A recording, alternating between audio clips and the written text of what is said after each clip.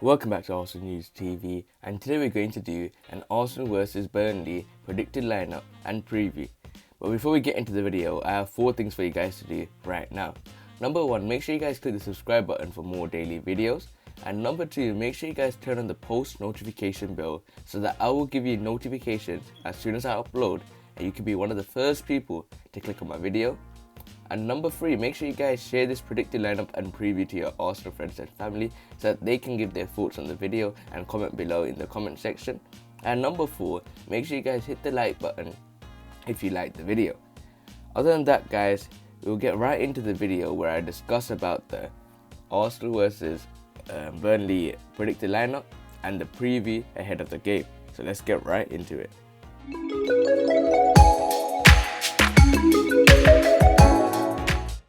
So in terms of the team news, Arsenal will be without Thomas Partey for Sunday's Premier League visit of Burnley. The midfielder remains sidelined with a thigh problem, while record club signing Nicolas Pepe misses out as he serves the last of a 3-game ban following his red card at Leeds. However, there are no other injury concerns for manager Mikel Arteta, who may be tempted to shuffle his pack in an attempt to return to winning ways in the league. Burnley are unlikely to be able to welcome back any of their injured quarter. Phil Bardsley appears the most likely to feature following a rib injury, but boss Sean Dyche is not expected to recall the fullback. Likewise, Johan Berg, Goodmanson, Dale Stephens and Jack Cork are all missing with the hope they could feature at some point during the festive fixtures. So looking at the stats between Arsenal and Burnley, Arsenal have won each of their last 9 home meetings with Burnley in all competitions, only against Stoke 16 and Barnsley 10 are they on a longer current winning run at home. Burnley have lost all 6 of their away Premier League games against Arsenal, their worst 100% losing record away at a single side in the competition. Arsenal are unbeaten in their last 15 league meetings with Burnley, with 11 wins and 4 draws since a 1-0 home loss in September 1974. In the Premier League, only against Portsmouth have the Gunners played more games without ever losing than they have versus Burnley. Arsenal have lost each of their last 3 Premier League home games.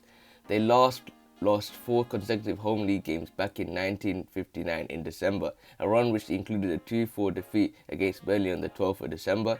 And Arsenal won just 13 points in their opening Premier League games in 11 this season, their worst start to a season since 1981-82.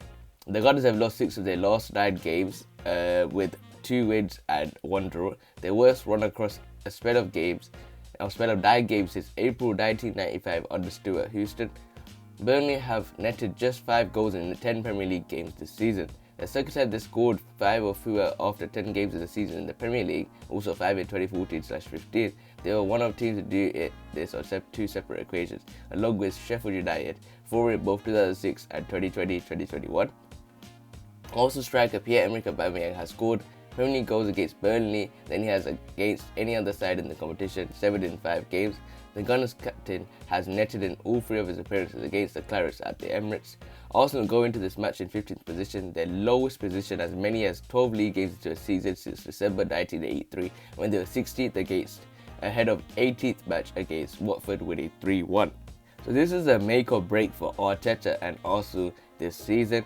Many have been comparing us to United last season. This could be karma into or some form of deja vu into top 4 position. However, if you think about it again, there was a problem which Arsenal have lost 3 of the Premier League games, and they lost 4 consecutive home league games, and that was against Burnley as well. So it could mean that the same thing could happen again. So we don't know what's going to happen, and Arsenal need to get this win no matter what, in my opinion. I think Arteta has to get his squad lineup right and really get the players playing for him at the moment. So other than that, guys, I think we should get right into the predicted lineup, and hopefully you guys will agree with me. If you don't, leave it in the comment section. So now we'll get right into the predicted lineup, and it will take place on Sunday the 13th of December. Many say 30 is an unlucky number. Many people are superstitious like that, including me. So you never know, this could be a break for Arteta's season. But for me, what formation are we going to go with? Should we go with a 4-2-3-1? Should we go with the 3-4-3? For me, I think the 4-2-3-1's not working, in my opinion. Let's go back to the 3-4-3. So I think I'm going to need to find the 3-4-3 formation, in my opinion, is a better formation for me. So we're going to go with the 3-4-3. So in the goalkeeper position, there's only one man, that's Burnley, and you already know that. but we'll get right into the centre backs. So when you look at the centre back position, I think we should go with the left centre back position as one of the players that I think needs to be given a chance now in the league is Pablo Mari. He does look a bit shaky, but I feel as though when he gets into the team, he'll want to perform to the best of his ability, and I think he can really do that under Mikel Arteta in this game. So I think it's going to be a lot of headers, so Pablo Mari can win those. So I think he can play in the left centre back position. But I think I'm going to switch this around and put Gabriel in the left centre back position and put Pablo Mari in the middle. So it looks like maybe David Luiz won't be in the team, but really and truly I'm going to put David Luiz in the other centre back position. So it's going to be a Brazilian connection in the middle. They can all talk in their language and really confuse these Burnley players who are mainly English players. So if you talk another foreign language, they will probably not understand anything at all. So this means that the left wing back position will go to one man known as Kieran Tierney.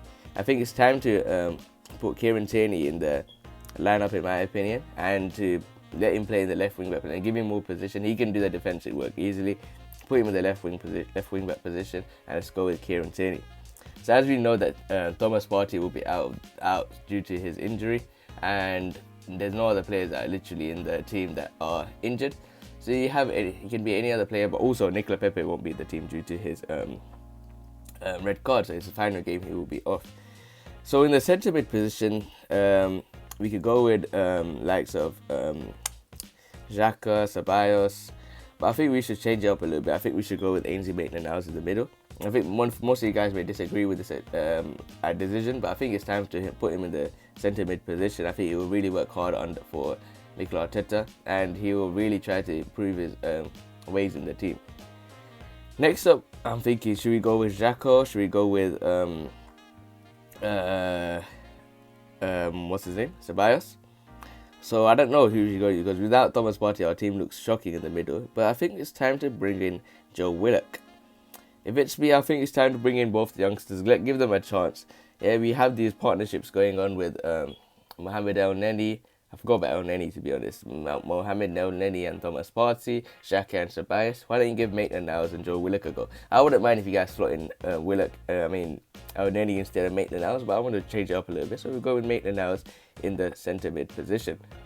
But now, thinking about it twice, I think I don't want to see Hector Bellerin in the squad, but really, he does bring a force up front, and it's time to put Bellerin into the squad. I could go with Callum Chambers as well, but Bellerin is the one that can really bomb forward, and with 3 at the back, I think it's time to give him the attacking space he needs, and I think he can really deliver in the attacking front. So when you go into the left wing position, there's going to be one man that I'm going to put. It's going to be Bukayo Saka. For me, he's earned his place in the team, he's earned his rights, and it's time for him to really perform his ability during this game. And in the striker position, I'm going to go with Alexandre Lacazette. So you guys might be scratching your heads at the moment thinking, why did I not put Aubameyang in the squad? Well, I think it's time to take him off the squad. Even though he has a good record against Burnley, so did Lacazette against North London teams, but he didn't score. Record stats don't really mean anything after you really have a good looking. And you see Arteta loves his stats because he was guessing about his the amount of crosses, but really and truly someone that can really fight those defenders, really show his strength, and I think that Alexandre Lacazette can really show that in the striker position and really hold the ball for Arsenal. So that means in the right wing position, who do I go with? So you got the likes of maybe Cedric Suarez, maybe might go, I don't know, maybe Emil Smith-Rowe, maybe Eddie Nketiah, even maybe Aubameyang can play on the right. But we don't have nicolas Pepe, that's a problem, or even Willian, which I don't want to play. But for me, I'm going to go with Reiss Nelson. I don't think he started against Europa League team Dundalk, but I think it's time to give him a chance. Let Reiss Nelson play. Even if you want to get rid of Lacazette and put Balogun, I don't mind. Yeah, it's time to bring this new youth setup into the team. If you want to get rid of David Luiz and put Rob Holding, I don't mind. If you want to put